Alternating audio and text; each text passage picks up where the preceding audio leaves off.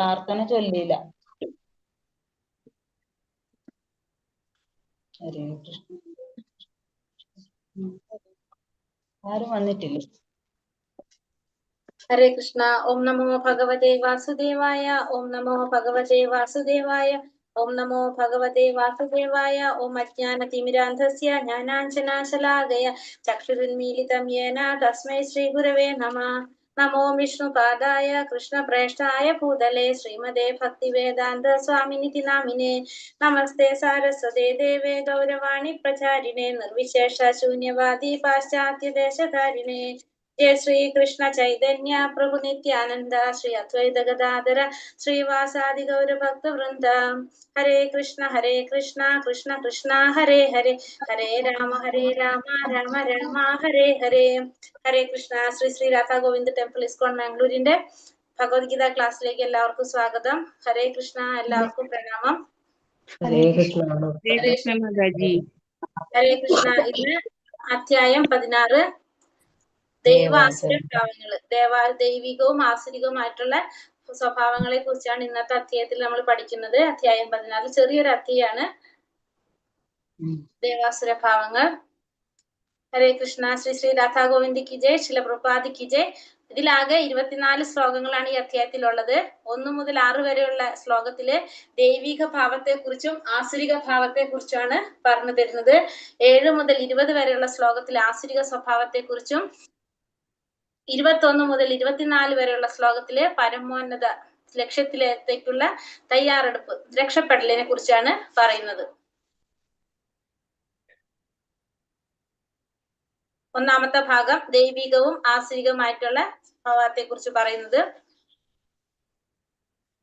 1 മുതൽ 3 വരെ ദൈവിക ഗുണങ്ങളെ കുറിച്ചാണ് പറയുന്നത് ഭഗവാൻ.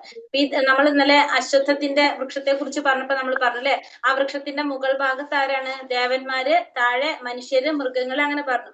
അപ്പൊ ഈ 26 ഗുണങ്ങളാണ് ദൈവിക ഗുണങ്ങൾ ഭഗവാൻ പറയുന്നത്. ഈ 26 ഗുണങ്ങള് ഉണ്ടായിക്കഴിഞ്ഞാൽ ആ വ്യക്തിക്ക് ആൽമരത്തിന്റെ ആ ഉയരത്തിലേക്ക് പോകാനായിട്ട് സാധിക്കുമെന്ന് ഭഗവാൻ ഇവിടെ പറയുന്നത്. ശ്ലോകത്തിലേക്ക് കടക്കാം. ഓം നമോ ഭഗവതേ വാസുദേവായ. ശ്രീ ഭഗവാനുവാച. അഭയം സത്വ സംശുദ്ധിർ ജ്ഞാന യോഗ വ്യവസ്ഥിതിഃ ദാനം ദമശ്ച യജ്ഞശ്ച സാധ്യായസ്തപ ആജവം അഹിംസാ സത്യമക്രോധം ത്യാഗാ ശാന്തിരപൈശുനം ദയാ ഭൂതേഷു ലോലുപ്തം മാർദവം ഹ്രീരചാപലം തേജക്ഷമാ ധൃതി ശൗചം അദ്രോഹം നാതിമാന്യത ഭവന്തി സമ്പദം ദേവി അഭിജാതസ്യ ഭാരത. പരമദിവ്യോത്തമ പുരുഷൻ പറഞ്ഞു, ഹേ ഭാരത, നിർഭയത, അസ്തിത്വത്തിന്റെ ശുദ്ധി, ആധ്യാത്മിക ജ്ഞാനനിഷ്ഠ, ദാനം, ആത്മനിയന്ത്രണം, യജ്ഞം, വേദപഠനം, തപസ്, ലാളിത്യം, അഹിംസ, സത്യം, ക്രോധമില്ലായ്മ, ത്യാഗം, ശാന്തി, പരദൂഷണത്തിൽ വെറുപ്പ്, സർവ്വജീവികളോടും കാരുണ്യം, ലോഭമില്ലായ്മ, മൃദുല സ്വഭാവം, വിനയം, സ്ഥിരനിശ്ചയം, തേജസ്, ക്ഷമ, ധൈര്യം, ശൗചം, അസൂയാരാഹിത്യം, ബഹുമതിക്കുള്ള വാഞ്ചയില്ലായ്മ, ഇതെല്ലാം ദിവ്യ പ്രകൃതിയാൽ അനുഗ്രഹീതരായ ദൈവികതയുള്ളവർക്കുള്ള ഗുണങ്ങളാണ്. ഇവിടെ പറയുന്നത് എന്തൊക്കെയാണ്? 26 ഗുണങ്ങളാണ് ദൈവികതയിലുള്ളവരുടെ ഗുണങ്ങൾ പറയുന്നത്. എന്തൊക്കെയാണ് പറയുന്നത്? നിർഭയത, അസ്തിത്വത്തിന്റെ ശുദ്ധി, ആധ്യാത്മിക ജ്ഞാനനിഷ്ഠ, ദാനം, ആത്മനിയന്ത്രണം, യജ്ഞം, വേദപഠനം, തപസ്, ലാളിത്യം, അഹിംസ, സത്യം, ക്രോധമില്ലായ്മ, ത്യാഗം, ശാന്തി, പരദൂഷണത്തില് വെറുപ്പ്, സർവ്വജീവികളോടും കാരുണ്യം, ലോഭമില്ലായ്മ, മൃദുല സ്വഭാവം, വിനയം, സ്ഥിരനിശ്ചയം, ക്ഷമ, തേജസ്, ധൈര്യം, ശൗചം, അസൂയാരാഹിത്യം, ബഹുമതിക്കുള്ള വാഞ്ചയില്ലായ്മ, ഇതെല്ലാം എന്താണ്? ദിവ്യപ്രകൃതിയാൽ അനുഗ്രഹീതരായ ദൈവികതയുള്ളവർക്കുള്ള ഗുണങ്ങളാണ്. നിർഭയം എന്ന് വെച്ചാല് ഒന്നിനെയും ഭയമില്ലാത്തത്. പിന്നെ അസ്തിത്വത്തിന്റെ ശുദ്ധി എന്ന് വെച്ചാൽ എന്താണ്? ചിന്തിക്കുന്നതും പ്രവർത്തിക്കുന്നതും ഒരേപോലെ ആവാം. ഇത്രയും കാര്യങ്ങളാണ് ആർക്കുണ്ടാവേണ്ടത്? ഒരു ദൈവിക ഗുണമുള്ള ഒരു വ്യക്തിയിൽ കാണേണ്ടത് ഇത്രയും കാര്യങ്ങളാണ്. ഇത്രയും ഗുണങ്ങൾ ഉണ്ടെങ്കിൽ ആ അശ്വത്ഥ വൃക്ഷത്തിന്റെ മുകളിലേക്ക് പോകാൻ സാധിക്കുമെന്നാണ് ഭഗവാൻ ഇവിടെ പറയുന്നത്. ദിവ്യഗുണജാതരായവരെ പറ്റി അഥവാ ദൈവിക പ്രവണതയുള്ളവരെ പറ്റി പറയുമ്പോൾ അഭിജാത്യ എന്ന പദം ഉപയോഗിച്ചത് ശ്രദ്ധേയമാണ്. ദൈവികതയാർന്ന ചുറ്റുപാടുകളിൽ സന്താനോൽപാദനം നടത്തുന്നതിനാണ് വൈദിക ഗ്രന്ഥങ്ങൾ ഗർഭാധാന സംസ്കാരം എന്ന് പറയുന്നത്. അപ്പൊ നമ്മൾ ഈ ഷോഡശ സംസ്കാരത്തില് ഗർഭാധാന സംസ്കാരം നടത്തുന്നതിന്റെ ഉദ്ദേശം എന്താണ്? ആ ദൈവികതയിലുള്ള കുട്ടികൾ ജനിക്കാനായിട്ട്. അപ്പൊ അത്തരത്തിലുള്ള കുട്ടികള് ജന്മമെടുക്കാൻ വേണ്ടിയിട്ടാണ് ഇത്തരത്തിലുള്ള ആ ഷോഡശ സംസ്കാരമൊക്കെ നിലനിർത്തുന്നത്. അപ്പൊ അതിനെ അച്ഛനമ്മമാരെന്ത് ചെയ്യണം? ഇത്തരത്തിലുള്ള സംസ്കാരങ്ങളൊക്കെ അനുഷ്ഠിക്കേണ്ടതും അത്യാവശ്യമാണ്. ദമ്പോ ദർപ്പോഭിമാനശ്ച ക്രോധ പാരുഷ്യ ഏവ ച അജ്ഞാനം ചാപി ചാദസ്യ പാർത്ഥ സമ്പാദമാസുരീം.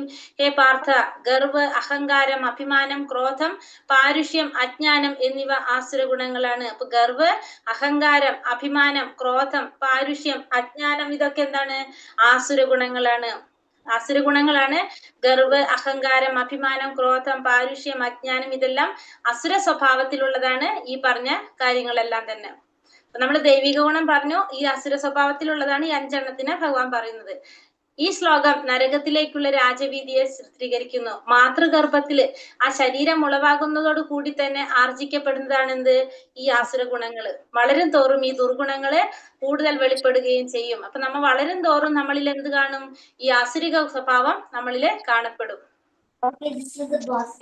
ദൈവീ സമ്പദ് വിമോക്ഷായ നിബന്ധായ സുഹീമത മാശുജ സമ്പദം ദൈവീ അഭിജാതസ്യ പാണ്ഡവ. ദൈവിക അഭൗതിക ഗുണങ്ങൾ മുക്തി സാധകങ്ങളും ആസുര ഗുണങ്ങൾ ബന്ധന കാരണങ്ങളുമാണ്. അപ്പൊ അഭൗതികമായിട്ടുള്ള ഗുണങ്ങള്, ആ ഭൗതികതയ്ക്ക് അപ്പുറത്തുള്ള ഗുണങ്ങൾ എന്താണ്? മുക്തിക്ക് കാരണമാകുന്നതും ആസുരിക സ്വഭാവങ്ങള്, ആസുരിക ഗുണങ്ങള് ബന്ധനത്തിന് കാരണമാകുന്നതുമാണ്.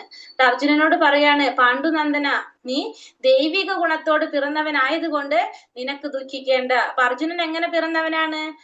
ദൈവിക ഗുണങ്ങളോട് പിറന്നവനാണ്. അപ്പൊ അതുകൊണ്ട് അർജുനനോട് പറയാണ്, നിനക്ക് ദുഃഖിക്കേണ്ട ആവശ്യം ഇല്ല എന്ന് പറയാണ് ഇവിടെ. ആസുര പ്രകൃതിയോടെ ജനിച്ചവനല്ല അർജുനൻ എന്ന് പറഞ്ഞ് ഭഗവാൻ അർജുനനെ ധൈര്യപ്പെടുത്താണ് ഇവിടെ. കാരണം അർജുനൻ ഇപ്പൊ ഇവിടെ യുദ്ധം ചെയ്യുന്നുണ്ടെങ്കിലും അർജുനൻ ആരല്ല? അസുരനല്ല. അർജുനൻ ഒരു ക്ഷത്രിയനാണ്. ക്ഷത്രിയന്റെ ധർമ്മമാണ് എന്ത്? യുദ്ധം ചെയ്യുക എന്നുള്ളത്. അർജുനൻ യുദ്ധം ചെയ്യാതിരുന്നാലാണ്, ആ കടമയിൽ നിന്ന് മാറി നിന്നാലാണ് അർജുനന്റെ സ്വഭാവം എന്താവുന്നത്? ആസുരിക സ്വഭാവമാകുന്നത്. അപ്പൊ അർജുനൻ ഒരിക്കലും എന്തിന്റെ ആവശ്യമില്ല? വിഷാദത്തിന്റെ ആവശ്യമില്ലാന്ന് ഭഗവാൻ പറയുന്നത്. ദൗഭൂതസർഗലോകേസ്മിൻ ദൈവ ആസുര ഏവ ച ദൈവോ വിസ്തരശ പ്രോക്ത ആസുരം പാർത്ഥ മേ ശൃണു. ഹേ പാർത്ഥ, ഈ ലോകത്തുള്ള എല്ലാ സൃഷ്ടികളും ആസുരം, ദൈവികം എന്നീ 2 വിഭാഗത്തിൽ ഒന്നിൽപ്പെടും. ഞാൻ ദൈവിക ഗുണങ്ങളെ പറ്റി വിസ്തരിച്ചു പറഞ്ഞല്ലോ, ഇനി ആസുരങ്ങളായവയെ കുറിച്ച് വിവരിക്കാം. അപ്പൊ ഈ ലോകത്തിൽ 2 സൃഷ്ടിയാണുള്ളത്. ഒന്ന് ആസുരികമായിട്ടുള്ളതും പിന്നെ ദൈവികമായിട്ടുള്ളതും. അപ്പൊ ആസുരികങ്ങളായവയെ കുറിച്ചാണ് ഇനി പറയാൻ പോകുന്നത്. ദൈവിക ഗുണങ്ങളെ കുറിച്ച് ഭഗവാൻ പറഞ്ഞു തന്നു. ഇനി ആസുരങ്ങളായവയെ കുറിച്ച് ഭഗവാൻ വിസ്തരിച്ച് പറയാണ് ഇവിടെ. ആധികാരിക ധർമ്മഗ്രന്ഥങ്ങളുടെ വെളിച്ചത്തിലായിരിക്കണം ഒരാളുടെ പ്രവൃത്തി. ഇതിനെ ദിവ്യമായ മനോഭാവം എന്ന് പറയും. അപ്പൊ നമ്മൾ ചെയ്യുന്ന ഓരോ പ്രവൃത്തികളും എന്ത് വേണം? ഈ ധർമ്മശാസ്ത്രങ്ങളുടെ അടിസ്ഥാനത്തിലായിരിക്കണം നമ്മൾ ഓരോ പ്രവൃത്തികളും ചെയ്യുന്നത്. ഇതിനെയാണ് എന്ത് പറയുന്നത്? ദിവ്യമായ അവബോധം എന്ന് പറയുന്നത്. വേദോക്ത പ്രമാണങ്ങളായ ജീവിത നിയമങ്ങളെ മറികടന്ന് തന്നിഷ്ട പ്രകാരം പ്രവർത്തിക്കുന്നവരാണ് ആര്? ആസുര സ്വഭാവികള്. അപ്പൊ ആസുര സ്വഭാവികൾ എങ്ങനെയാണ്? വേദശാസ്ത്രങ്ങളിലെ പ്രമാണങ്ങളൊന്നും അനുസരിക്കാതെ തന്നിഷ്ടത്തിന് പ്രവർത്തിക്കുന്നവരാണ് ആര്? ആസുരിക സ്വഭാവത്തിലുള്ളവര്. ഇനി അടുത്തത് ആസുരിക സ്വഭാവത്തെ കുറിച്ച് ഭഗവാൻ ഇവിടെ വിസ്തരിച്ച് പറയാണ്. പ്രവൃത്തിം ച നിവർത്തിം ച ജനാനായു വിദുരാസുര ന ശൗചം നാപി ചാചാരോ ന സത്യം തേഷു വിദ്യതേ. ചെയ്യേണ്ടതെന്തെന്നോ ചെയ്യരുതാത്തതെന്തെന്നോ ആസുര സ്വഭാവികൾക്ക് അറിഞ്ഞുകൂടാ. വിശുദ്ധിയോ നല്ല പെരുമാറ്റമോ സത്യസന്ധതയോ അവർക്കില്ല. അപ്പൊ ചെയ്യേണ്ടത് എന്താണ്, ചെയ്യാൻ പാടില്ലാത്തത് എന്താണെന്നുള്ളത് ആർക്കറിയില്ല? അസുര സ്വഭാവികൾക്ക് അറിയാൻ സാധിക്കില്ല. വിശുദ്ധിയോ നല്ല പെരുമാറ്റമോ സത്യസന്ധതയോ ആർക്കില്ല? അസുര സ്വഭാവികൾക്ക് ഇല്ല. അപ്പൊ അവർക്ക് എന്താണ് ചെയ്യേണ്ടത്, എന്താണ് ചെയ്യാൻ പാടില്ലാത്തതെന്ന് അവർക്കറിയില്ല. കാരണം അവർക്ക് എന്താണ്? ശാസ്ത്രങ്ങളെ കുറിച്ച് യാതൊരു ധാരണയും ഇല്ലാത്തത് കൊണ്ട് അവർക്ക് അതറിയില്ല. വിശുദ്ധി ഉണ്ടാവില്ല, സത്യസന്ധത ഉണ്ടാവില്ല, നല്ല പെരുമാറ്റം ആരിൽ ഉണ്ടാവില്ല? ആസുര സ്വഭാവികളിൽ ഉണ്ടാവില്ല. പിന്നെ ശുദ്ധി, ആഭ്യന്തര ശുദ്ധി, ആന്തരിക ശുദ്ധിയും ബാഹ്യശുദ്ധിയും അവർക്ക് ഉണ്ടായിരിക്കില്ല. കുളി, പല്ല് തേപ്പ്, വസ്ത്രം മാറ, അത് പതിവായിട്ട് ചെയ്യുന്ന ഒരു ശീലം ആർക്കുണ്ടാവില്ല. ശുദ്ധമാക്കി വെക്കുന്ന ശരീരം ശുദ്ധമാക്കി വെക്കുക എന്നുള്ള ശീലം അതൊന്നും ആർക്കുണ്ടാവണമെന്നില്ല, ആസുര സ്വഭാവികൾക്ക് ഉണ്ടാവില്ല. അതാണ് നമ്മുടെ ബാഹ്യമായ ശുദ്ധി, അത് അവരിൽ കാണില്ല. അതുപോലെ തന്നെ ആന്തരിക ശുദ്ധി എന്ന് പറയുന്നത് എന്താണ്? ഭഗവാന്റെ നാമം ജപിക്കുക, ഭഗവാനെ സ്മരിക്കുക. ഇതും ആരിൽ കാണില്ല? ആസുര സ്വഭാവത്തിലുള്ളവരിൽ കാണില്ല. അപ്പൊ ഇത് രണ്ടും ആസുരിക സ്വഭാവത്തിൽ ഉണ്ടാവില്ല. അസത്യമപ്രതിഷ്ഠം തേ ജഗദാഹൂരനീശ്വരം അപരസ്പര സംഭൂതം കിമന്യത് കാമഹൈതുകം. ഈ പ്രപഞ്ചം അസത്യവും അടിസ്ഥാനരഹിതവുമാണെന്നും അതിന് നിയന്താവായ ഒരു ഈശ്വരനില്ലെന്നും അവർ പറയുന്നു. ലൈംഗിക അഭിലാഷം മാത്രമാണ് ഇതിന്റെ ഉൽപ്പത്തിക്ക് കാരണമെന്നും കാമമല്ലാതെ മറ്റൊന്നും കാരണമായിട്ടില്ലെന്നും അവർ പറയുന്നു. അപ്പൊ ഇവിടെ എന്താണ് പറയുന്നത്? ഈ പ്രപഞ്ചം എന്ന് പറയുന്നത് അസത്യമാണ്, അടിസ്ഥാനരഹിതമാണെന്നാണ് അവര് പറയുന്നത്. മാത്രമല്ല ഇതിന് നിയന്താവായിട്ട് ഒരു ഈശ്വരൻ ഇല്ല എന്നും അവര് പറയും. എന്താണ്? ലൈംഗിക അഭിലാഷം മാത്രമാണ് ഇതിന്റെ ഉൽപ്പത്തിക്ക് കാരണം, കാമമല്ലാതെ വേറൊന്നും കാരണമായിട്ടില്ല എന്നാണ് ആരുടെ വാദം? ഈ ആസുര സ്വഭാവികളുടെ വാദം. അതായത് ഈശ്വരൻ തന്നെ ഇല്ല, ഈ പ്രപഞ്ചം എന്ന് പറയുന്നത് അസിന്ധ്യമാണ്, അടിസ്ഥാനരഹിതമാണ്. അതിന് നിയതമായിട്ടൊരു ഈശ്വരനെ കുറിച്ച് പറയുന്നത് തന്നെ ഇല്ലാത്തതാണെന്നാണ് ആര് ചിന്തിക്കുന്നത്? ഈ ആസുരിക സ്വഭാവികള് പറയുന്നത്. ആസുരിക സ്വഭാവികൾക്ക് പ്രപഞ്ച സൃഷ്ടിയെ പൂർണ്ണമായ അറിവ് ഇല്ലെന്ന് തന്നെ പറയാം. പ്രപഞ്ച സൃഷ്ടിയെ കുറിച്ച് അവർക്ക് പൂർണ്ണമായിട്ട് അറിവില്ല. ഓരോരുത്തർക്കും തന്റേതായ സിദ്ധാന്തമാണുള്ളത്. അവരുടെ ദൃഷ്ടിയിൽ എന്താണ്? ഈ ധർമ്മശാസ്ത്രങ്ങളുടെ ഭാഷ്യങ്ങളൊക്കെ മെച്ചപ്പെട്ട തന്നെ. പക്ഷെ അവർക്ക് എന്തില്ല? അതിലൊന്നും വിശ്വാസമില്ല. കാരണം അവര് ഈശ്വരനിലും വിശ്വസിക്കുന്നില്ല, പ്രപഞ്ചത്തിലും വിശ്വസിക്കുന്നില്ല, ഒന്നിലും വിശ്വസിക്കാത്തവരാണ് ആര്? ഈ ആസുരിക സ്വഭാവത്തില് ഉള്ളവരെന്ന് പറയുന്നത്. ഏതാം ദൃഷ്ടീമവഷ്ടഭ്യ നഷ്ടാത്മനോൽപബുദ്ധയഃ പ്രഭാവാന്ത്യുഗ്രകർമാണ ക്ഷയായ ജഗദോഹിതഃ. ഈ നിഗമനങ്ങളെ പിന്തുടർന്ന് സ്വയം നഷ്ടപ്പെട്ടവരും അസുരന്മാരുമായി അല്പബുദ്ധികൾ ലോകനാശകരങ്ങളായ കൊടും ക്രിയകളിൽ ഏർപ്പെടുന്നു. അപ്പൊ ഇത്തരത്തിലുള്ള നിഗമനങ്ങളെ പിന്തുടർന്നുകൊണ്ട് അവരെന്താണ്? അല്പബുദ്ധികളായിട്ടുള്ള ഇവര് ലോകനാശകരങ്ങളായിട്ടുള്ള കൊടും ക്രിയകളിൽ ഏർപ്പെട്ടു പോരുമാര് ഇവര്. അപ്പൊ ഇത്തരത്തിലുള്ള നിഗമനങ്ങളെ പിന്തുടർന്നുകൊണ്ട് ഇവർ സ്വയം നഷ്ടപ്പെട്ടവരും അസുരന്മാരുമായിട്ടുള്ള ഈ അല്പബുദ്ധികള് ലോകനാശകരങ്ങളായിട്ടുള്ള കൊടും ക്രിയകളിലേക്ക്, അങ്ങനത്തെ പ്രവർത്തികളിലേക്ക്, ലോകത്തെ നശിപ്പിക്കുന്ന പ്രവർത്തികളിലേക്ക് ഇവര് ഏർപ്പെട്ടു. അപ്പൊ ഇത് എന്തിനെ കുറിച്ചാണ് ഇവിടെ പരോക്ഷമായിട്ട് പറയുന്നത്? അണ്വായുധത്തെ കുറിച്ചാണ് പറയുന്നത്. ഈ ശ്ലോകത്തിൽ പറയുന്നത് അണ്വായുധത്തെ കുറിച്ച്. ഏതവസരത്തിലും മഹായുദ്ധം ഉണ്ടാകാം, അണ്വായുധങ്ങള് നാശം വിതയ്ക്കാം. അപ്പൊ ലോക സംഹാരത്തിന് വേണ്ടി മാത്രം ഉണ്ടാക്കപ്പെട്ടതാണെന്ത്? ഇത്തരത്തിലുള്ള അണ്വായുധങ്ങള്. ഇതെന്തിനെ സൂചിപ്പിക്കുന്നത്? നാശത്തിനെയാണ് സൂചിപ്പിക്കുന്നത്, അല്ലാതെ സമാധാനം ഉണ്ടാവാനോ ക്ഷേമം ഉണ്ടാകാനുള്ളതല്ല. ഇതൊക്കെ ഈശ്വര വിശ്വാസം ഇല്ലാത്തവരാണ് ഇത്തരത്തിലുള്ള സാധനങ്ങളൊക്കെ കണ്ടുപിടിക്കുന്നതും ഇതൊക്കെ ചെയ്യുന്നതും. ഇതൊക്കെ ലോകത്തിന് തന്നെ നാശം ഉണ്ടാക്കുന്നതാണ്, സമാധാനം തരുന്നതല്ല ഇത്തരത്തിലുള്ളതൊന്നും.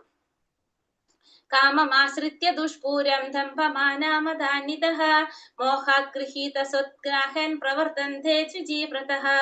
അടക്കാനാവാത്ത കാമം പൂണ്ടും ദംഭം, ദുരഭിമാനം എന്നിവയിൽ മുഴുകി വ്യാമോഹിതരായ ആസുര സ്വഭാവികൾ ക്ഷണികമായതിൽ ആകൃഷ്ടരായി എന്നും വൃത്തിഹീനമായ കർമ്മങ്ങൾ ചെയ്തു വരുന്നു. അപ്പൊ അടക്കാനാവാത്ത കാമം പൂണ്ട് ദംഭം, ദുരഭിമാനം ഇവയിൽ മുഴുകിക്കൊണ്ട് ഈ വ്യാമോഹിതരായിട്ടുള്ള ആസുര സ്വഭാവികൾ എന്ത് ചെയ്യുന്നു? ക്ഷണികമായതിൽ ആകൃഷ്ടരായിട്ട് എന്നും വൃത്തിഹീനമായിട്ടുള്ള കർമ്മങ്ങൾ ചെയ്തു വരും അവര്. കാരണം അവർക്ക് എന്താണ്? അടക്കാനാവാത്ത കാമം ആയിരിക്കും. പിന്നെന്താണ്? അവർക്ക് ദുരഭിമാനം, ദംഭം, ഇതൊക്കെയാണ് ആരിൽ കാണുന്നത്? ആസുര സ്വഭാവികൾ. അവർ ആരെയും കൂസാത്ത സ്വഭാവമുള്ളവരാണ് ആര്? ഇവര്. അവര് ക്ഷണികമായ കാര്യങ്ങളിൽ ആകൃഷ്ടരായിക്കൊണ്ട് വൃത്തിഹീനമായിട്ടുള്ള പ്രവർത്തികളൊക്കെ ചെയ്തു പോരുന്നവരാണ് ആര്? ആസുരിക സ്വഭാവികള്. എങ്കിലും ലോകം ചില കൃത്രിമ ഉപായങ്ങൾ കൊണ്ട് അവർക്ക് പൊള്ളയായൊരു ബഹുമതി സൃഷ്ടിച്ചു കൊടുക്കുന്നു. പക്ഷെ എന്നാലും ഇവർക്ക് എന്താ ധാരണ? ഇവര് നരകത്തിലേക്ക് പോകും തോറും ഇവരെ ധാരണ ഇവര് മുന്നേറിക്കൊണ്ടിരിക്കുകയാണെന്നാണ് ആര് ചിന്തിക്കുന്നത്? ഈ ആസുരിക സ്വഭാവത്തിലുള്ളവർ ചിന്തിക്കുന്നത്. അതായത് കാരണം പൊള്ളയായൊരു ബഹുമതി അവർക്ക് ഈ ലോകം സൃഷ്ടിച്ചു കൊടുക്കുകയാണ്. അപ്പൊ അവര് വിചാരിക്കുന്നത് എന്താണ്? അവര് നരകത്തിലേക്കാണ് പോകുന്നത്, പക്ഷെ എന്നാലും അവരെ ധാരണ അവര് മുന്നേറിക്കൊണ്ടിരിക്കുകയാണെന്നാണ് അവര് ധരിക്കുന്നത്. ചിന്താമാ പരിമേയാം ച പ്രളയാന്താമുപാശ്രിതഃ കാമോപഭോഗ പരമാ ഏതാവിത്തിതി നിശ്ചിത ആശാപാശശതൈർബദ്ധ കാമക്രോധാപരായണഃ ഈഹന്തേ കാമഭോഗാർത്ഥം അന്യേയാനർത്ഥ സഞ്ചയാൻ. ഇന്ദ്രിയ സന്ദർപ്പണമാണ് മാനുഷിക സംസ്കാരത്തിന്റെ പ്രധാന ആവശ്യമെന്ന് കരുതുന്നു. ഇവര് വിചാരിക്കുന്ന എന്താണ്? ഇന്ദ്രിയ സംതൃപ്തിയാണ് മനുഷ്യന്റെ ഏറ്റവും പ്രധാന ആവശ്യം. അതുകൊണ്ട് തന്നെ ജീവിത അവസാനം വരെ അവർ എന്ത് വേണ്ടിവരും? വ്യാകുലതയോടെ കഴിഞ്ഞുകൂടേണ്ടതായിട്ട് വരും. കാരണം അവർ ഇന്ദ്രിയങ്ങളെ സന്തോഷിപ്പിക്കാൻ വേണ്ടിയിട്ട് അവർ ശ്രമിച്ചുകൊണ്ടേയിരിക്കും. അപ്പൊ അവർക്കും എപ്പോഴും എങ്ങനെയാണ്? ഇന്ദ്രിയങ്ങളെ അവർക്ക് ഒരിക്കലും തൃപ്തി കിട്ടില്ല. അപ്പൊ അവർക്കതുകൊണ്ട് എപ്പോഴും ആകുലതയായിരിക്കും അവരില്. അനേകായിരം ആഗ്രഹങ്ങളുടെ വലക്കെട്ടിൽ അകപ്പെട്ട കാമക്രോധങ്ങൾക്ക് അധീനരായിട്ട് സുഖഭോഗങ്ങൾക്കായി അന്യായമായിട്ടെങ്കിലും അവരെന്ത് ചെയ്യും? ധനം സമ്പാദിക്കും. അങ്ങനെ അവർ കാമക്രോധങ്ങൾക്ക് അടിമപ്പെട്ട് അന്യായമായിട്ടെങ്കിലും അവരെന്ത് ചെയ്യേണ്ടതായിട്ട് വരും? ധനം സമ്പാദിക്കേണ്ടതായിട്ട് വരും. അസുര സ്വഭാവി ഈശ്വരനിലോ തന്നിൽ തന്നെയോ പരമാത്മാവിലോ വിശ്വസിക്കാത്തത് കൊണ്ട് ഇന്ദ്രിയ സുഖങ്ങൾക്കായിട്ട് മാത്രം എല്ലാ പാപകർമ്മങ്ങളും ചെയ്യുന്ന അസുര സ്വഭാവികൾക്ക് എന്തില്ല? തന്നിലും വിശ്വാസമില്ല, ഭഗവാനിലും വിശ്വാസമില്ല, ഒന്നിലും വിശ്വസിക്കാത്തവരാണ് ആര്? അസുര സ്വഭാവികൾ. ഇന്ദ്രിയ സുഖത്തിന് വേണ്ടിയിട്ട് അവർ എന്ത് ചെയ്തുകൊണ്ടിരിക്കും? അവര് പാപകർമ്മങ്ങൾ ചെയ്തുകൊണ്ടേയിരിക്കും. തന്റെ ഹൃദയത്തിൽ കുടികൊള്ളുന്ന സാക്ഷി, അതിനാരുണ്ട്? സാക്ഷിയായിട്ട് അവിടെ ഒരു പരമാത്മാവുണ്ട്. എല്ലാ കർമ്മങ്ങൾക്കും സാക്ഷിയായിട്ട് അവിടെ ഒരു പരമാത്മാവുണ്ട് എന്നുള്ളത് ആര് ചിന്തിക്കുന്നില്ല? ഈ ചിന്തിക്കുന്നില്ല. അതായത് നമ്മൾ പഠിക്കുന്നുണ്ട് അല്ലെ, രണ്ട് പക്ഷികൾ, ഒരു വൃക്ഷത്തിന്മേലിരിക്കുന്ന രണ്ട് പക്ഷികള്, ഒന്ന് ശാന്തമായിട്ട് എന്താണ് ആ ചെയ്യുന്ന എല്ലാതും സാക്ഷിയായിട്ടെല്ലാം നോക്കിക്കൊണ്ടിരിക്കുന്നു. മറ്റേതെന്താണ്? മധുരമുള്ള ഫലങ്ങളും കയ്പുള്ള ഫലങ്ങളും അതിങ്ങനെ ഭുജിച്ചുകൊണ്ടിരിക്കുകയാണ്. എല്ലാത്തിനും സാക്ഷിയായിട്ടിരിക്കുന്നുണ്ട്. പക്ഷെ അത് ആര് വിചാരിക്കുന്നില്ല? ജീവാത്മാവ്, ഈ ആസുരിക സ്വഭാവി ഒരിക്കലും മനസ്സിലാക്കുന്നില്ല. അപ്പൊ ഇത് രണ്ടും ഒരു വൃക്ഷത്തിലിരിക്കുന്ന രണ്ട് പക്ഷികളായിട്ടാണ് ഈ ജീവാത്മാവിനെ പരമാത്മാവിനെ പറയുന്നത്. പക്ഷെ ജീവാത്മാവ് എന്ത് ചെയ്തുകൊണ്ടിരിക്കും? അതിന്റെ വൃക്ഷത്തിലെ ഫലങ്ങളും ഒക്കെ ഭുജിച്ചുകൊണ്ടിരിക്കും. പക്ഷെ മറ്റേത് എന്താണ്? ഈ ജീവാത്മാവ് ചെയ്യുന്ന എല്ലാ കാര്യത്തിനും സാക്ഷിയായിട്ടിരിക്കുന്നതാണ് ആര്? ആ പരമാത്മാവായിട്ടുള്ള പക്ഷി. ഇതമത്യമയാ ലബ്ധം ഇമം പ്രാപ്സ്യേ മനോരഥം ഇതമാപ്സീതമപി മേ ഭവിഷ്യതി പുനർധനം അസൗ മയാ ഹതാ ശത്രുർഹന്യഷേ ചാപരാനപി ഈശ്വരോഹമഹം ഭോഗി സിത്തോഹം ബലവാൻ സുഖി ആഢ്യോപി ജനവാനസ്മി കോന്യോ സ്ത്രീ സാദൃശ്യോ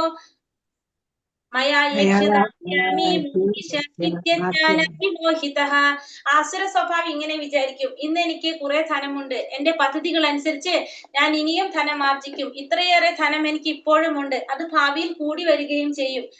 അയാൾ എന്റെ ശത്രുവാണ്, ഞാൻ അയാളെ കൊന്നു, ഇനിയുള്ള ശത്രുക്കളെയും ഞാൻ കൊല്ലും, ഞാൻ എല്ലാത്തിന്റെയും ഉടമയാണ്, ഞാൻ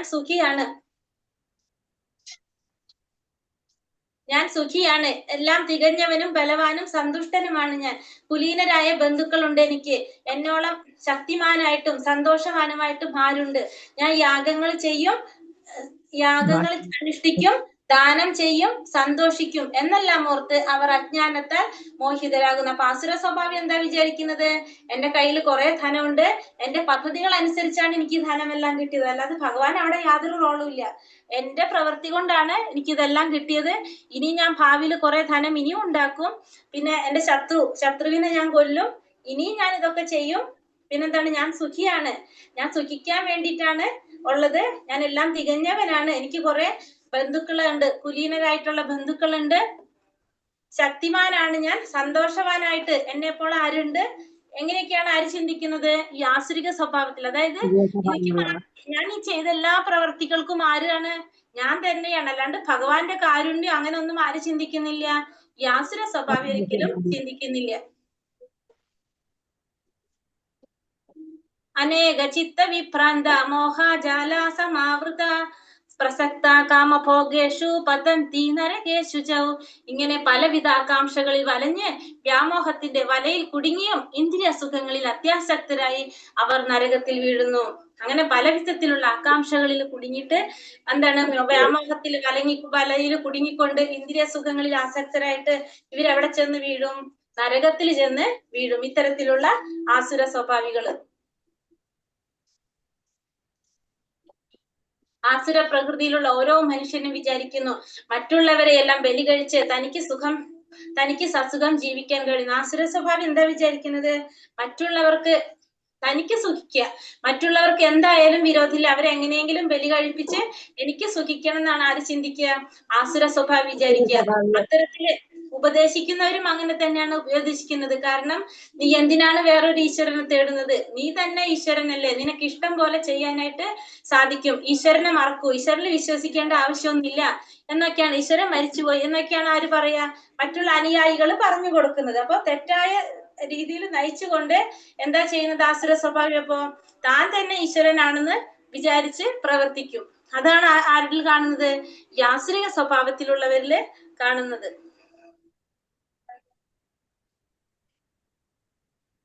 ആത്മസംഭാവിത സ്തബ്ധ ധനമാനാമതാന്വിതഃ യജന്തേ നാമയജ്ഞൈസ്തേ ദംഭേനാവിധിപൂർവകം സ്വയം സംതൃപ്തരുമായി സമ്പത്ത്, ദുരഭിമാനം ഇവയാൽ വ്യാമോഹിതരായി അഹങ്കാരത്തോടെ അവർ ചിലപ്പോൾ വൈദിക വിധികൾ അനുസരിക്കാതെ പേരിനിയൽ ചില യജ്ഞങ്ങൾ അനുഷ്ഠിക്കും. അപ്പൊ നിഷേധികളായിട്ടുള്ള ഇവര് സ്വയം സംതൃപ്തരായിക്കൊണ്ട് സമ്പത്ത്, ദുരഭിമാനം ഇവയാൽ മോഹിതരായിക്കൊണ്ട് അഹങ്കാരത്തോടെ അവരെന്ത് ചെയ്യും? ചിലപ്പോൾ വേദവിധികളൊന്നും അനുസരിക്കാതെ അവരിഷ്ടത്തിന് അവരെന്ത് ചെയ്യും? ചില യജ്ഞങ്ങൾ അനുഷ്ഠിക്കും. അതായത് അവരെ രീതിയിൽ തന്നെ യജ്ഞങ്ങൾ അനുഷ്ഠിക്കും. നമ്മളെ ശാസ്ത്രങ്ങളൊന്നും പറഞ്ഞിട്ടല്ല, തന്നെത്താനെ തന്റെ ഇഷ്ടത്തിന് ചെയ്യും. തനിക്ക് വേണ്ടുന്ന വഴി താൻ തന്നെ ഉണ്ടാക്കണം, ഏവരും ആവശ്യം നടക്കേണ്ടതുമായ ഒരു മാർഗം ഇല്ല തന്നെ. എന്താ പറയുന്നത്? അവരെന്താ കരുതുന്നത്? തനിക്ക് വേണ്ട വഴി താൻ തന്നെയാണ് ഉണ്ടാക്കേണ്ടത്. അപ്പൊ എല്ലാത്തരം വൈദിക വിധികളോടുള്ള അവജ്ഞ ഇത് സൂചിപ്പിക്കുക. അതായത് അവരുടെ ധാരണ എന്താണ്? അവർക്ക് വേണ്ടത് അവർ തന്നെ ചെയ്യണം എന്നുള്ള രീതിയിലാണ് അവരിതൊക്കെ ചെയ്യുന്നത്. അവിധിപൂർവകം എന്ന വാക്ക് അജ്ഞാനത്തിന്റെയും വ്യാമോഹത്തിന്റെയും ഫലമായിട്ടാണ് ഈ മനോഭാവം ഉണ്ടാവുന്നത്. അപ്പൊ നമ്മുടെ അജ്ഞാനം കൊണ്ടാണ് നമ്മൾ ഇങ്ങനെയൊക്കെ ചിന്തിക്കുന്നത്. വ്യാമോഹം കൊണ്ടും അജ്ഞാനം കൊണ്ടും തനിക്ക് വേണ്ടുന്ന വഴി താൻ ഉണ്ടാക്കണം, ഏവരും ആവശ്യം നടക്കേണ്ടതായ ഒരു മാർഗം ഇല്ല തന്നെ എന്നാണ് അവർക്ക്. അപ്പൊ ഓരോരുത്തരും എന്താണ്? നമുക്ക് വേണ്ടത് നമ്മൾ തന്നെ ചെയ്യാം. കാരണം ഈശ്വരനൊന്നും ഇല്ലല്ലോ, അപ്പൊ നമുക്ക് പിന്നെ ആരെ നോക്കേണ്ട ആവശ്യമില്ല, നമുക്ക് ആരെ കാരുണ്യം കിട്ടാനില്ല, നമ്മൾ തന്നെ പ്രവർത്തിക്കുക എന്നുള്ള മനോഭാവമാണ് ആരിൽ ഉണ്ടാകുന്നത്? യാസുരിക സ്വഭാവത്തിലുള്ളവരിൽ കാണുന്നത്. അഹങ്കാരം ബലം ദർപ്പം കാമം ക്രോധം ച സംശ്രിത മമാത്മാ പരദേഹേഷു പ്രതിഷന്ദേപി സൂയക. അസുരന്മാർ മിഥ്യാഹങ്കാരം, ബലം, ഗർവം, കാമം, ക്രോധം ഇവയാൽ സംഭ്രാന്തരായി തങ്ങളുടെയും അന്യരുടെയും ശരീരങ്ങളിൽ കുടികൊള്ളുന്ന പരമദിവ്യോത്തമ പുരുഷനോട് ഈർഷ്യാലുക്കളായി തീർന്ന് ശരിയായ ധർമ്മത്തെ പഴിക്കുന്നു. ആസുരിക സ്വഭാവത്തിലുള്ളവര് മിഥ്യാഹങ്കാരം, ബലം, ഗർവ, കാമം, ക്രോധം ഇവയാൽ സംഭ്രാന്തരായിട്ട് തങ്ങളുടെ അല്ലെങ്കിൽ അന്യരുടെ ശരീരത്തിൽ കുടികൊള്ളുന്ന ആ പരമദിവ്യോത്തമ പുരുഷനോട് ഈർഷ്യാലുക്കളായിട്ട് അവരെന്താണ്? ശരിയായ ധർമ്മത്തെ പിഴയ്ക്കും. അവർക്ക് ശരിയായ ധർമ്മമൊന്നും അറിയില്ല. അവരപ്പോ ആ ധർമ്മത്തെ പിഴയ്ക്കാണ് ചെയ്യുന്നത്. അത് ആ ധർമ്മം ശരിയല്ല എന്നാണ് ആര് പറയുന്നത്? പഴിക്കുന്നു. പിഴയ്ക്കല്ല, പഴിക്കുന്നു. അവര് ആ ധർമ്മം ശരിയല്ല എന്നാണ് ആര് ചിന്തിക്കുക? ഈ ആസുരിക സ്വഭാവത്തിലുള്ളവര് പറയുന്നത്. ഈശ്വരന്റെ അതീശത്തെ സദാ എതിർക്കുന്ന അസുര സ്വഭാവികൾ ധർമ്മശാസ്ത്രങ്ങളിൽ വിശ്വസിക്കുന്നില്ല. അവരെന്താണ്? ഈശ്വരന്റെ അതീശത്തെ എതിർക്കുന്നവരാണ്. അവരൊരിക്കലും എന്തിനു വിശ്വസിക്കുന്നില്ല? ഈ ധർമ്മശാസ്ത്രങ്ങളിലൊന്നും വിശ്വസിക്കുന്നില്ല. ഭഗവാനോടും ഈർഷ്യാലുക്കളായവരാണ്. അവരുടെ ദുരഭിമാനം ശക്തിയും സമ്പാദിച്ചു കൂട്ടിയ ധനവുമാണ് അതിന് കാരണം. ഇപ്പൊ ഭഗവാനോട് ഇത്രയും ഈർഷ്യക്ക് കാരണം എന്താണ്? അവരുടെ ദുരഭിമാനം, അവര് സമ്പാദിച്ചു കൂടിയ ശക്തി, ധനം, ഇതിന്റെ ഒക്കെ ഫലമായിട്ട് അവർക്ക് ഭഗവാനോടും എങ്ങനെയാണ്? ഈർഷ്യാണ് അവർക്ക് ഉണ്ടാകുന്നത്.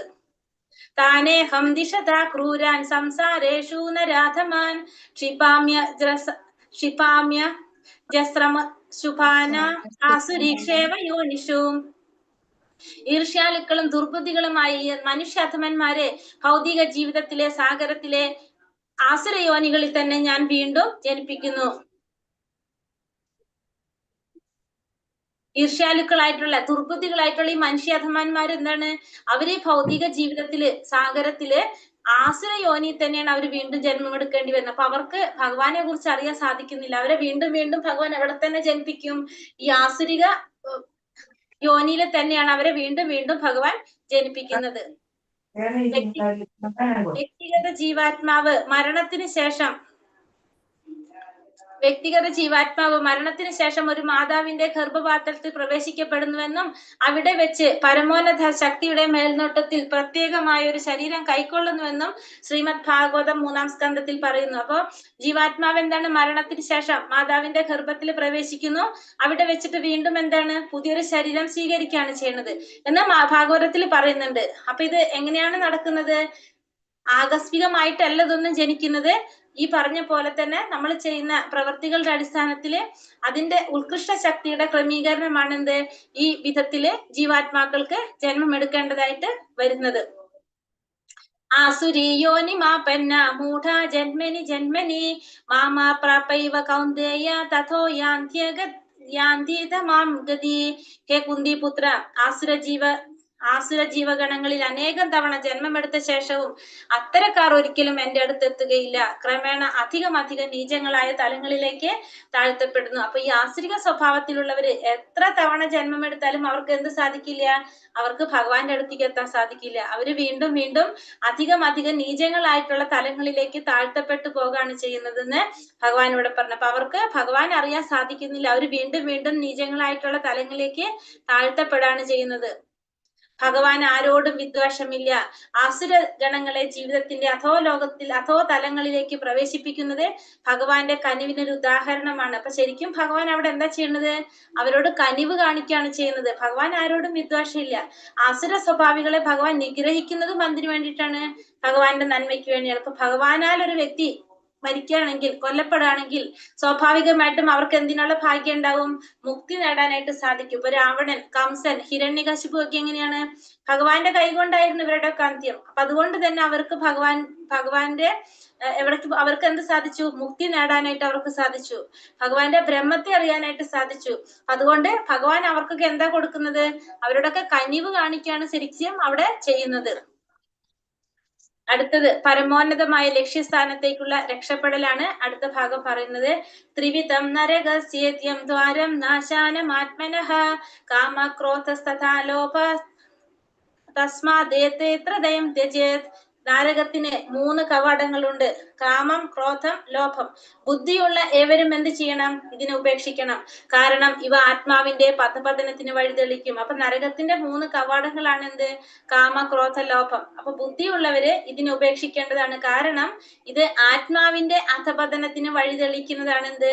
ഈ 3 എണ്ണം. ഏതൊക്കെയാണ്? കാമം, ക്രോധം, ലോഭം. കാമം ആഗ്രഹം, ക്രോധം ദേഷ്യം, ലോകം ഭൗതികമായിട്ടുള്ള നമ്മുടെ വസ്തുക്കളോടുള്ള ഒരു ആഗ്രഹം.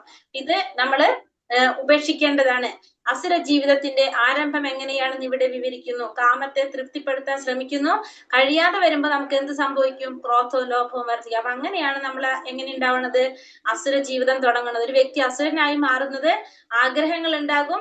അത് നടക്കാതെ വരുമ്പോ നമുക്ക് എന്ത് വരും? ക്രോധം വരും, ലോഭം വരും. അങ്ങനെ നമ്മളൊരു ആസുരിക സ്വഭാവത്തിലേക്ക് മാറിപ്പോകും. ഏതേർവിമുക്ത കൗന്ദേയ തമോദാര സ്ത്രീഭിർനരഃ ആചാര്യത്യാത്മനാശ്രയസ്തതോ യാതി പരാം ഗതിം. കുന്തിപുത്ര, ഈ 3 നരകദ്വാരങ്ങളിൽ നിന്ന് രക്ഷ പ്രാപിച്ചവർ ആത്മസാക്ഷാത്കാരത്തിനുതകുന്ന കർമ്മങ്ങൾ ചെയ്ത് ക്രമേണ പരമപദത്തിലെത്തും. അപ്പൊ നമുക്ക് എന്ത് വേണം? ഈ 3 നരകദ്വാരങ്ങളിൽ നിന്ന് നമ്മൾ രക്ഷ പ്രാപിക്കണം. അങ്ങനെയാണെങ്കിൽ നമുക്ക് എന്ത് സാധിക്കും? ആത്മസാക്ഷാത്കാരത്തിനുതകുന്ന പ്രക്രിയകളെല്ലാം ചെയ്ത്, കർമ്മങ്ങളെല്ലാം ചെയ്തുകൊണ്ട് ആ പരമപദത്തിലെത്താനായിട്ട് സാധിക്കും. അപ്പൊ കാമക്രോധ ലോഭത്തിൽ നിന്ന് രക്ഷ പ്രാപിച്ചാലാണ് നമുക്ക് എന്ത് സാധിക്കുക? ആത്മസാക്ഷാത്കാരം നേടാനുള്ള വഴിയിലേക്ക് കടക്കാനായിട്ട് സാധിക്കുന്നത്. ഒരാൾ കാമക്രോധങ്ങളിൽ എത്രത്തോളം ഒഴിഞ്ഞു നിൽക്കുന്നുവോ അത്രത്തോളം അയാളുടെ ജീവിതം പരിശുദ്ധമായിരിക്കും. ഇപ്പൊ വൈദിക സാഹിത്യങ്ങളെ നിബന്ധനകൾ അനുസരിക്കാനും ആ വ്യക്തിക്ക് കഴിയും. എത്രത്തോളം നമ്മൾ ഈ കാമക്രോധ ലോഭത്തിൽ നിന്ന് ഒഴിഞ്ഞു നിൽക്കുന്നോ അത്രത്തോളം നമ്മൾ പരിശുദ്ധരായിരിക്കും. മാത്രമല്ല ഈ ശാസ്ത്രങ്ങളുടെ പറയുന്ന നിബന്ധനകളൊക്കെ അനുസരിക്കാനും നമുക്ക് സാധിക്കും. ക്രമേണ നമുക്ക് എന്ത് സാധിക്കും? നമ്മള് ശാസ്ത്രങ്ങളുടെ ആ നിർദ്ദേശങ്ങൾ അനുസരിച്ചുകൊണ്ട് നമുക്ക് ക്രമേണ ആധ്യാത്മിക ഉയർച്ചയുണ്ടാകുന്നു. മാത്രമല്ല കൃഷ്ണാവബോധം വരെ എത്താനായിട്ട് ഭാഗ്യമുണ്ടാകും. അങ്ങനെ വിജയവും നമുക്ക് ഉറപ്പിക്കാൻ സാധിക്കും. ഇതിനൊക്കെ നമ്മൾ എന്ത് വേണം? ഈ കാമക്രോധ ലോഭങ്ങളിൽ നിന്ന് നമ്മൾ ഒഴിഞ്ഞു നിൽക്കണം. അപ്പൊ അത് എത്രത്തോളം നമ്മൾ ഒഴിഞ്ഞു നിൽക്കോ അത്രത്തോളം നമ്മൾ പരിശുദ്ധരായിക്കൊണ്ടിരിക്കും. അപ്പൊ നരകത്തിന്റെ 3 കവാടങ്ങളാണ് ഇത്: കാമം, ക്രോധം, ലോഭം. ക്രോധം, കാമം, ലോഭം. ഇതാണ് ഈ നരകത്തിന്റെ 3 കവാടങ്ങൾ. യശാസ്ത്രവിധിമുത്സൃജ്യ വർത്തതേ കാമകാരതഃ ന സാ സിദ്ധിമവാപ്നോതി ന സുഖം ന പരാം ഗതി. ശാസ്ത്രവിഹിതങ്ങളായ വചനങ്ങളെ കണക്കിലെടുക്കാതെ തന്നിഷ്ടം പോലെ പ്രവർത്തിക്കുന്നവർക്ക് പരിപൂർണതയോ പരമലക്ഷ്യപ്രാപ്തിയോ സുഖം പോലോ നേടാനാവില്ല. അപ്പൊ ശാസ്ത്രവിധികളൊന്നും അനുസരിക്കാതെ തന്നിഷ്ടം പോലെ പ്രവർത്തിക്കുന്നവർക്ക് എന്തുണ്ടാവില്ല? പരിപൂർണത നേടാനോ പരമലക്ഷ്യപ്രാപ്തി നേടാനോ സുഖം പോലും നേടാനായിട്ട് അവർക്കൊന്നും സാധിക്കില്ല. അപ്പൊ ശാസ്ത്രങ്ങള് അനുസരിക്കണം എന്നുള്ളതാണ് ഇവിടെ ഭഗവാൻ പറയുന്നത്. അല്ലാതെ തന്നിഷ്ടത്തിന് ജീവിച്ചു കഴിഞ്ഞാൽ നമുക്ക് ഒന്നും ഉണ്ടാവില്ല. അതാണ് നമ്മള് ശാസ്ത്രത്തിൽ പറയുന്ന 4 യമനിയമങ്ങൾ. ഏതൊക്കെയാണത്? മത്സ്യം, മാംസം, മുട്ട ഒഴിവാക്കുക. പിന്നെ എന്താണ്? മത്സ്യം, മാംസം, മുട്ട ഒഴിവാക്കുക. പിന്നെന്താണ്? അതായത് അവിഹിത ബന്ധങ്ങൾ ഒഴിവാക്കുക, ലഹരി പദാർത്ഥങ്ങൾ ഒഴിവാക്കുക. പിന്നെ വരുന്നതാണ് ലഹരി പദാർത്ഥം, അവിഹിതങ്ങള്, പിന്നെ ലഹരി ഗാംബ്ലിംഗ്, അതായത് ചൂതുകളി ഒഴിവാക്കുക. ഈ 4 കാര്യങ്ങളാണ് എന്ത്? യമനിയമങ്ങൾ എന്ന് പറയുന്നത്. ശാസ്ത്രത്തിൽ പറയുന്നതാണ്. അത് നമ്മൾ എന്ത് ചെയ്യണം? പരിപൂർണമായിട്ട് ഒഴിവാക്കിയാലാണ് നമുക്ക് ലക്ഷ്യപ്രാപ്തി, സുഖം നേടാനൊക്കെ സാധിക്കുന്നത്. അപ്പൊ ഒരു ജീവിത പവിത്രീകരണമാണ് മനുഷ്യ ജീവിതത്തിന്റെ സവിശേഷ ഉദ്ദേശം. അപ്പൊ നിയമനിബന്ധനകൾ ലംഘിക്കുന്ന ഒരാൾക്ക് സ്വയം എന്താണ് ശുദ്ധീകരിക്കാനായിട്ട് സാധിക്കില്ല. അപ്പൊ യഥാർത്ഥ സുഖം അയാൾക്ക് എന്താണ്? അപ്രാപ്യമായിട്ട് മാറും. നമ്മൾ എന്ത് വേണം? നമ്മൾ ഈ പറഞ്ഞ ശാസ്ത്രത്തിൽ പറഞ്ഞിരിക്കുന്ന ഈ യമനിയമങ്ങളും ഇതൊക്കെ പാലിച്ചു പോയാൽ മാത്രമേ നമുക്ക് ആ പവിത്രീകരണം നമ്മുടെ ജീവിതത്തിൽ സാധ്യമാക്കാനായിട്ട് കഴിയുള്ളൂ. അതുകൊണ്ട് നമ്മൾ എന്ത് ചെയ്യണം? തസ്മാത് ശാസ്ത്രം പ്രമാണം തേ കാര്യകാര്യാവ്യവസ്ഥിതോ ജ്ഞാത്വാ ശാസ്ത്രവിധാനോക്തം കർമ്മ കർത്തൂമിഹർഹസി. എന്ത് ചെയ്യണം, എന്ത് ചെയ്യാൻ പാടില്ല എന്ന് ശാസ്ത്രങ്ങളുടെ അടിസ്ഥാനത്തിൽ ഒരാൾ മനസ്സിലാക്കണം. ഈ നിയമനിബന്ധനകൾ പഠിച്ചറിഞ്ഞ ശേഷം മാത്രം പ്രവർത്തിക്കുക. തന്മൂലം ക്രമേണ ഉന്നതി പ്രാപിക്കാനായിട്ട് സാധിക്കും. അപ്പൊ അതുകൊണ്ട് നമ്മൾ എന്ത് ചെയ്യണം, എന്ത് ചെയ്യാൻ പാടില്ല എന്നുള്ളത് ശാസ്ത്രങ്ങളുടെ അടിസ്ഥാനത്തിൽ ഒരാൾ മനസ്സിലാക്കുക. ഈ നിയമനിബന്ധനകൾ പഠിച്ചറിഞ്ഞ ശേഷം മാത്രം പ്രവർത്തിക്കുക. തന്മൂലം ഒരാൾക്ക് ഉന്നതി പ്രാപിക്കാനായിട്ട് സാധിക്കും. അപ്പൊ നമ്മൾ എന്താണ് ചെയ്യേണ്ടത്, എന്താണ് ചെയ്യാൻ പാടില്ലാത്തുള്ളത് നമ്മൾ എങ്ങനെയാണ് മനസ്സിലാക്കേണ്ടത്? ശാസ്ത്രങ്ങളുടെ അടിസ്ഥാനത്തിലായിരിക്കണം നമ്മൾ മനസ്സിലാക്കേണ്ടത്. അപ്പൊ ഈ ശാസ്ത്രങ്ങൾ നമുക്ക് എങ്ങനെ അറിയാൻ സാധിക്കുന്നത്? ഒരു ഗുരുവിലൂടെയാണ് നമുക്കൊരു ശാസ്ത്രങ്ങൾ മനസ്സിലാക്കാൻ സാധിക്കുന്നത്. അപ്പൊ അതിന് നമുക്ക് എന്ത് വേണം?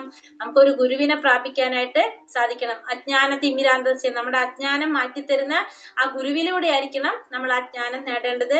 ആ ഗുരു എങ്ങനെയായിരിക്കണം? ആത്മസാക്ഷാത്കാരം കണ്ടെത്തിയ വ്യക്തിയായിരിക്കും ഗുരു.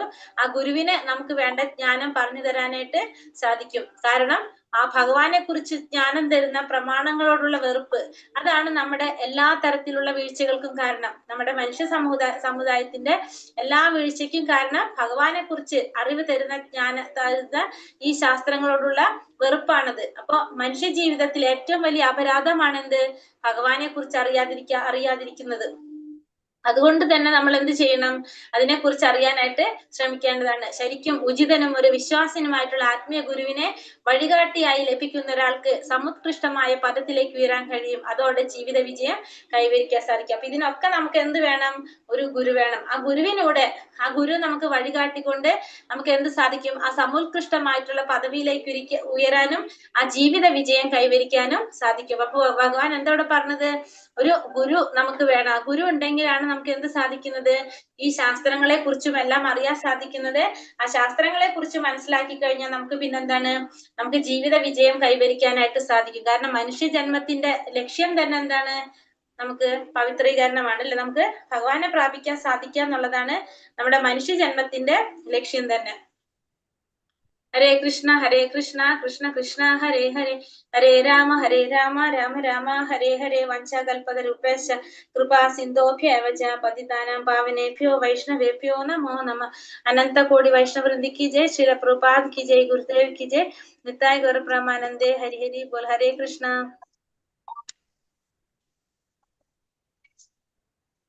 ക്വസ്റ്റ്യൻസ് ഇട്ടിട്ടില്ല. നമ്മുടെ ക്വസ്റ്റ്യൻസ് ഏതാണ്? ദിവ്യ പ്രകൃതിയിൽ അനുഗ്രഹീതരായിട്ടുള്ള ദൈവിക ഗുണങ്ങൾ. ആ 26 ഗുണങ്ങൾ ഉണ്ടല്ലോ ആദ്യത്തെ ശ്ലോകങ്ങളിൽ പറഞ്ഞ, അതാണ് ആ 26 കേട്ടോ. ദിവ്യ അത് ലോകത്തിലുള്ള എല്ലാ സൃഷ്ടികളും ഉൾപ്പെടുന്ന 2 വിഭാഗങ്ങൾ ഏതാണ്? ഒന്നുകിൽ ആസുരികമായിരിക്കും അല്ലെങ്കിൽ ദൈവികമായിരിക്കും. രണ്ടെണ്ണം ഒന്നില്ലെങ്കിൽ ആസുരികത്തിൽ അല്ലെങ്കിൽ ദൈവികത്തിലായിരിക്കും വരുന്നത്. 2 തരം ശുചിത്വം ഏതാണ്? ബാഹ്യ ശുചിത്വം, ആന്തരിക ശുചിത്വം. വ്യക്തിഗത ജീവാത്മാവിന്റെ സകല കർമ്മങ്ങൾക്കും സാക്ഷി ആരാണ്? പരമാത്മാവ്. നരകത്തിന്റെ 3 കവാടങ്ങള് കാമം, കാമം, ക്രോധം, ലോഭം. കാമം, ക്രോധം, ലോഭം. എങ്ങനെയുള്ളവർക്കാണ് പരിപൂർണതയോ പരമലക്ഷ്യപ്രാപ്തിയോ സുഖവും നേടാൻ സാധിക്കാത്തത്? തന്നിഷ്ടം പോലെ ശാസ്ത്രവിധിക്കനുസരിക്കാതെ തന്നിഷ്ടത്തിന് പ്രവർത്തിക്കുന്നവർ. അനുസരിക്കാതെ കണക്കിലെടുക്കാതെ തന്നിഷ്ടത്തിന് പ്രവർത്തിക്കുന്നവർക്ക്. ശാസ്ത്രവിധികളൊന്നും അനുസരിക്കാതെ തന്നിഷ്ടം പോലെ പ്രവർത്തിക്കുന്നവർക്ക് പരിപൂർണതയോ പരമം തേടാനായിട്ട് സാധിക്കില്ല. യമനിയമങ്ങൾ ഏതൊക്കെയാണ്? ഇറച്ചി, മുട്ട, മത്സ്യം ഇവ മാംസമൊക്കെ കഴിക്കാതെ ഒഴിവാക്കണം.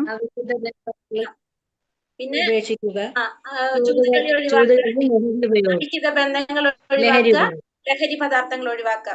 മനുഷ്യ സമൂഹത്തിന്റെ എല്ലാ തരം വീഴ്ചകൾക്കും കാരണം ഭഗവാനെ കുറിച്ച് അറിവ് തരുന്ന ശാസ്ത്രങ്ങളോടുള്ള വെറുപ്പ്. ഭഗവാനെ കുറിച്ചുള്ള അറിവ് തരുന്ന ശാസ്ത്രങ്ങളോടുള്ള വെറുപ്പാണ് എല്ലാതരം വീഴ്ചയ്ക്കും കാരണം. ഒരു വ്യക്തിക്ക് എങ്ങനെയാണ് ജീവിതത്തിൽ വിജയം കൈവരിക്കാൻ സാധിക്കുന്നത്? ഗുരുവിനെ വഴികാട്ടിയായിട്ട് ലഭിക്കുകയാണെങ്കിൽ അങ്ങനെ ഉത്കൃഷ്ട പദവിയിലേക്ക് ഉയരാനും ജീവിത വിജയം കൈവരിക്കാനും സാധിക്കും. അപ്പൊ നമ്മളെ ജീവിതത്തിന്റെ വിജയം എന്ന് പറയുന്നത് എന്താണ്? നമ്മള് ഭഗവാനെ കുറിച്ച് അറിയാൻ